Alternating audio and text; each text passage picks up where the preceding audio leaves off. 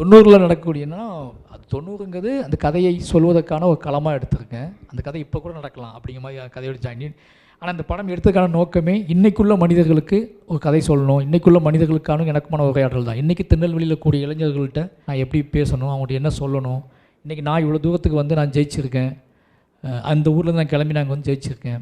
இப்போ திரும்பி பார்க்கும்போது எனக்கு இன்னும் ஒரு பதட்டமான மனநிலை இருக்குது. என் ஊருக்கு போனால் இன்னும் என் ஊர், என் மக்கள், திருநெல்வேலி மக்கள், திருநெல்வேலி ஒட்டுமொத்த தமிழ் மக்களுமே எப்படி இருக்காங்க, அவங்களுக்குள்ள ஏன் இவ்வளோ முரண்கள், இதை எப்படி சரி பண்ணுறது அப்படின்னு ஒவ்வொரு டைமும் எனக்கு பதட்டமாகவே இருக்கும். ஏதாவது ஒரு நியூஸ் வந்தாலே இது எப்படி சரி பண்ணுறது, இதுக்கு உடனே ட்விட்டரில் போய் சண்டை போட்டுக்கிட்டு இருப்பானுங்க. வந்து இது பதில் சொன்னியா, அதுக்கு பதில் சொன்னியான்னு கேட்பானுங்க. நம்ம வேலை அது இல்லை. என்னோடய வேலை எப்படியாவது இதுக்குள்ளே உளவியல் மாற்றம் ஏற்படுத்துது. உடனே தீர்வு சொல்கிறது கிடையாது. அவங்களோட கொஞ்சம் கொஞ்சமாக அவங்களோட மனசாட்சியோட பேசுகிறது.